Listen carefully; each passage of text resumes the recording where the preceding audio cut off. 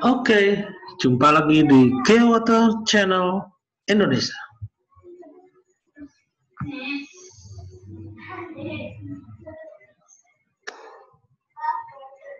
Oke. Hari ini ketemu lagi di Kultum edisi ketiga, kuliah 7 menit kurang lebih. Namun dari berbagai terakhir ini kurang lebih sekitar 10-14 menit. Tapi yang namanya Kultum, kuliah singkat gitu ya. Jadi kami coba sharekan hal-hal positif yang lainnya. Sekarang kita memasukin episode yang ketiga. Kita ambil tema berjudul buat apa sekolah lagi? Kenapa saya ambil tema ini?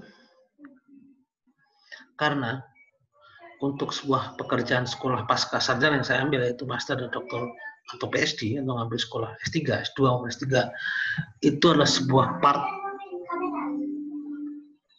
episode yang butuh sebuah, bukan pekerjaan yang ringan, bukan pekerjaan yang mudah, bahkan relatif menyiksa diri, dalam petik, pekerjaan yang sulit, ya, sehingga butuh energi tertentu, sehingga kita bisa melewati itu semua. Mau S2, mau S3, apalagi S3. Sebuah pilihan jalan yang tidak mudah, tidak gampang mengerai S2 itu, meraih S3 juga tidak mudah, dan itu butuh sebuah energi yang bisa membawa kita bisa melewati itu semua. Mengapa dan buat apa itu kita ambil sekolah lagi? Mari kita jawab. Yang pertama adalah keingintahuan atau mencari ilmu lagi. Ideologi mencari ilmu lagi itu, ini ideal sekali. Contoh apa? Ideologi keingintahuan mencari ilmu, sebuah energi yang kuat, yang harusnya paling kuat untuk bisa membawa kita mengambil master maupun doktor. Tanpa energi keingintahuan, saya pikir agak rumit, agak rumit untuk bisa mencapainya. Ya. Harus punya curiosity atau keingintahuan yang tinggi. Oke, saya mau ambil S2 nih. Saya merasa kurang nih, saya mau ambil S3. Inilah nomor satu alasan mengapa kita harus memiliki itu, idealisme yang cukup tinggi. Atau keingintahuan yang sangat tinggi.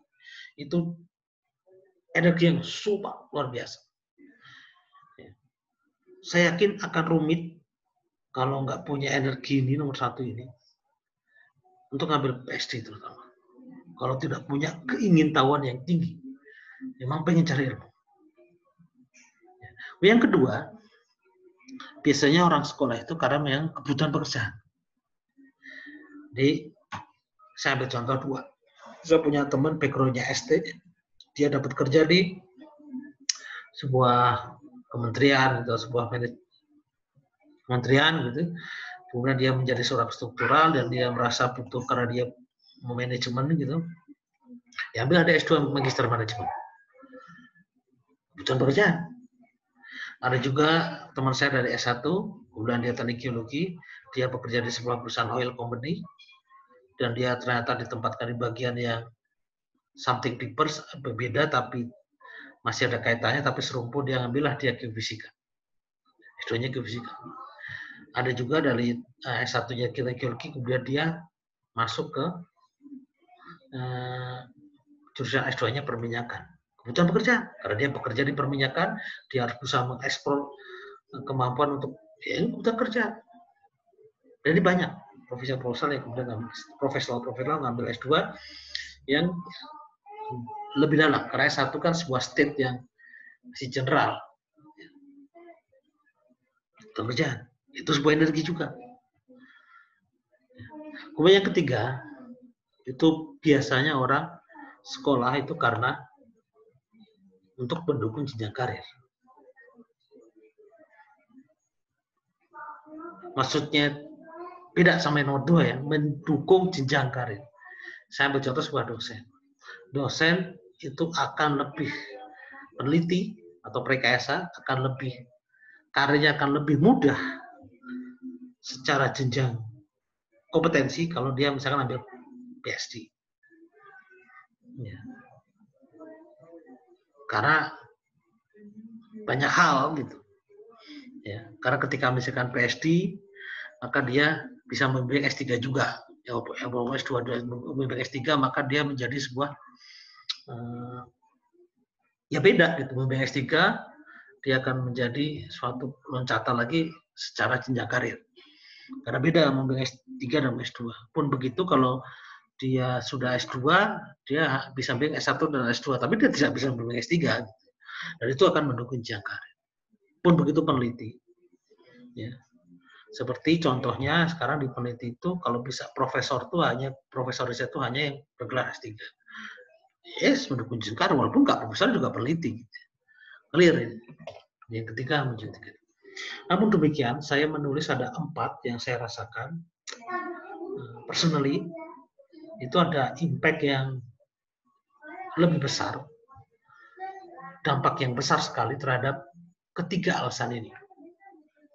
Ya, walaupun saya pribadi merasakan kalau satu saja pun cukup, tapi ada 4 manfaat yang tidak langsung akan didapatkan kalau kita mencari sekolah lagi atau mencapai master atau PhD. Yang pertama, pola pikir kepribadian atau konfidensi. Kepercayaan diri lah, gitu. Satu paket. Pola pikir, kepribadian, dan kepercayaan diri. Ya, karena cara berpikirnya S3, S2 itu memang ya berbeda dengan cara berpikir orang S1. Cara berpikir orang S2 itu berbeda dengan cara berpikir orang S3. Cara berpikir S3 itu berbeda dengan cara berpikir S2 dan S1. Cara berpikir ini membentuk kepribadian yang berbeda. Ya. Kepribadian kemudian membentuk sebuah kepercayaan diri yang berbeda. Ya. Itu. Yang kedua, derajat diri atau keberterimaan. Saya lebih suka kebersamaan ini karena udah bahasanya udah begitu aja. Kita nggak butuh sebuah kelas, saya nggak butuh kita nggak butuh sebuah kelas. Tapi keberterimaan kita secara profesional itu mendukung. Ketika once berada di seorang dokter, di kalangan profesinya di antara yang lain itu teman PS2 juga keberterimaan dirinya juga beda. Ya. Kepercayaan diri ini memang sejalan dengan konfidensi dan sebagainya. Ya. Yang ketiga, ini energi baru yang saya temukan ketika saya dapat pertanyaan waktu itu, saya lupa saya diwawancara siapa atau bikin status apa. Buat apa kamu sholat lagi? Capek, lelah, berat gitu ya. Meninggalkan banyak hal. Saya jawab, ini buat anak saya. Buat anak saya. Kenapa? Karena pasti akan ada impact-nya ke anak-anak saya. Oh, bapaknya dulu S3 di sini. Oh, bapaknya dulu sekolah di sini. Oh, bapaknya dulu S2 tuh. Oh, bapak udah dulu pernah S3 tuh. Dan itu saya pikir akan menjadi sebuah energi buat keturunan saya. Keturunan kita semua. Jadi energi itu cukup bisa membuat tambahan energi untuk kita bisa menyelesaikan pekerjaan rumit ini. Pekerjaan rumit itu. Dan yang terakhir, pengalaman hidup. Jadi, saya merasakan bahwa ketika ambil master maupun PhD, itu sebuah periode pengalaman hidup yang sangat-sangat memorable. Sangat-sangat membekas. Apalagi S3. Benar-benar membekas. Benar-benar karena sekolah itu ternyata saya baru tahu S3 apalagi itu tidak hanya masalah urusan otak gitu, tapi juga mental, jiwa, raga, dan rohani sampai tulang sumsum itu kasarnya. Jadi membuat spiritual juga merubah pola pikir, merubah kalau terpikir di atas ya, tapi juga merubah ruh spiritual yang berbeda karena kita mencari sesuatu yang cukup rumit dalam sebuah cukup dalam dalam sebuah tingkat keilmuan. Dan ini sebuah pengalaman hidup yang sangat bagus. Saya bilang, saya kalau dipilah-pilah memori saya paling kuat, membekas tuh ketika sekolah S3. Atau ketika kuliah S2 ya, ketika sekolah S2. Apalagi kalau teman-teman ambil di luar negeri, itu wah itu experience yang beda lagi. Ya. Anak saya ditanya, paling seru di mana ya ketika di sekolah di Jepang. Ya karena itu suatu periode yang cukup pengalaman hidup yang luar biasa. Jadi saya resumekan, jadi itu manfaatnya. Jadi saya resumekan, pekerjaan mengambil master, pasca sarjana buat apa sekolah gini, mengapa ambil master atau PhD, itu ada 3 alasan yang penting. Nomor 1 itu alasan yang harus dipunyai, atau keinginan atau mencari ilmu yang lagi. Ya. Yang kedua, bekal atau kebutuhan pekerjaan. Ya. Yang ketiga, mendukung jenjang karir. Punya energi 3 ini, pola alasan ini seharusnya bisa memilih, mengantarkan atau sampai kita mengejar sampai kelulusan. Namun demikian ada manfaat lain yang bisa dapatkan dan itu menjadi tambahan energi untuk bisa menyelesaikan itu. Yang pertama, iya akan menambah kepribadian, akan menambah kepercayaan diri, akan meningkatkan derajat diri atau keberterimaan, dan akan berdampak sama keturunan kita. Dan ini sebuah memorable pengalaman hidup yang cukup luar biasa.